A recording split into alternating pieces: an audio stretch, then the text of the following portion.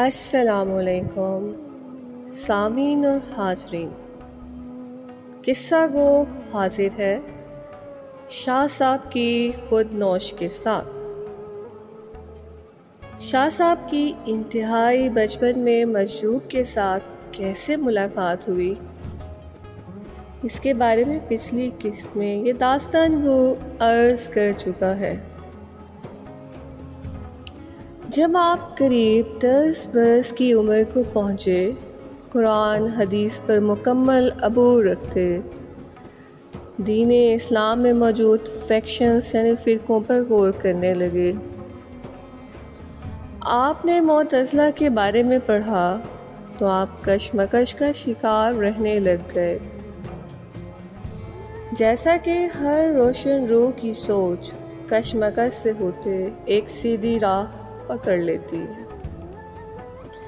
ایک دن ایسے ہی اپنے کمرے کی تاریکی میں بیٹھے تدبر و تفکر میں مصروف تھے۔ وہ رات کے 11 بجے تھے۔ اچانک دروازے پر دستک سے چونک سے گئے، دروازہ کھولا، 2 گھڑ سوار اندر داخل ہو گئے۔ وہ 2 سوار اپنی وضع قطع سے صدیوں قبل کے انسان لگ رہے تھے۔ شاہ صاحب گھبرا گئے۔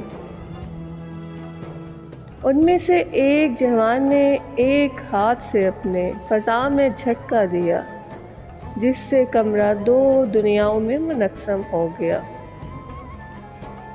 جبکہ دوسرے جوان نے ان کے سینے پہ ہاتھ رکھ دیا۔ شاہ صاحب ایک معمول کی طرح اپنے جسم سے، اپنے مکان سے نکلے اور دوسری دنیا میں داخل ہو گئے، جبکہ ان کا وجود اسی کمرے میں اسی نوجوان کے پاس کھڑا تھا جس نے سینے پر ہاتھ رکھا ہوا تھا۔ جیسے ہی وہ اس دنیا میں داخل ہوئے تو ان کو احساس ہوا کہ یہ وہ زمانہ نہیں ہے جس زمانے کے وہ باسی ہیں۔ یہاں پر لوگوں نے سواری کے لیے گھوڑے منتخب کر رکھے ہیں، تو کوئی اونٹوں پر سوار ہے، تو کسی نے خچر کا استعمال کیا ہوا ہے۔ سڑکوں کے بجائے دیہات کے علاقے جو دھول اور مٹی سے اٹے پڑے تھے، انہی میں سے راستوں کا انتخاب کر کے سڑکیں بنائی گئی تھیں، جبکہ وہ جس دور میں رہ رہے تھے وہ ہوائی جہاز گاڑی کا دور۔ ایک دم آپ حیرت میں گم ہو گئے۔ اسی گم شدگی میں آپ کو یہ جوان قید خانے میں لے گیا، جہاں امام احمد حنبل موجود تھے۔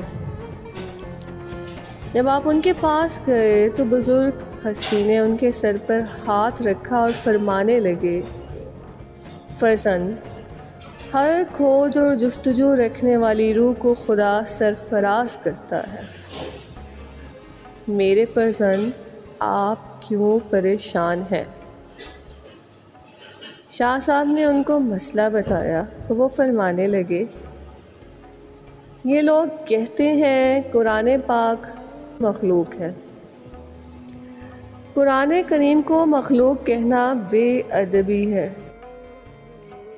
شاہ صاحب نے سوال کیا، بابا جان، اس بات کی وضاحت فرما دیجئے کہ قرآن مخلوق نہیں ہے،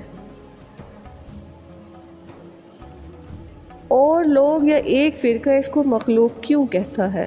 میں عرصہ دراز سے پریشان رہا ہوں، آپ میری رہنمائی فرما دیجئے۔ وہ فرمانے لگے، بیٹا، قرآن ایک زندہ کلام ہے۔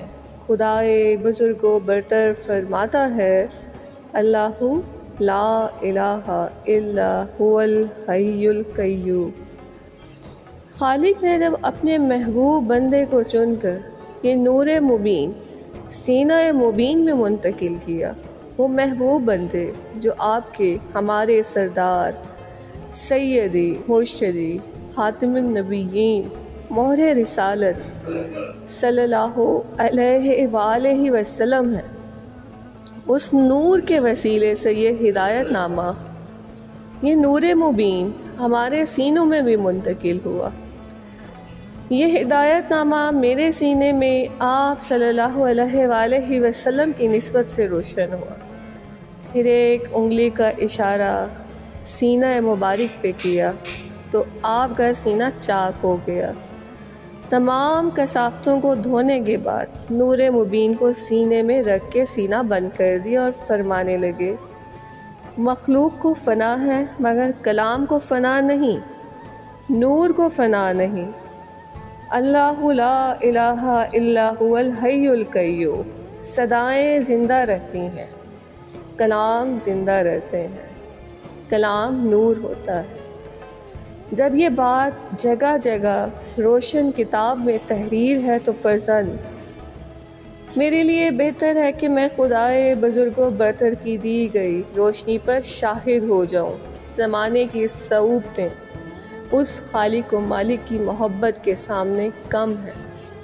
فرزند تم بھی کبھی خدا کے دیے گئے نور کی خرید و فروخت مت کرنا، بلکہ سیسا پلائی دیوار جیسے کھڑے رہنا۔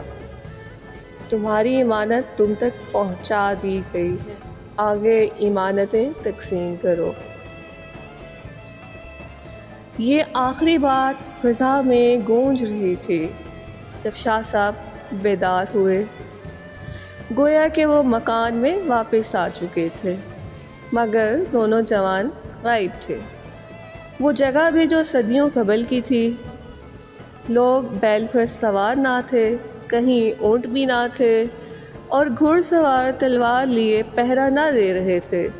سینے پر ہاتھ لگا کر دیکھنے لگے، وہاں پر کسی زخم کا نشان بھی نہ تھا۔ ہاں، ان کو ان کے سوال کا جواب مل چکا تھا۔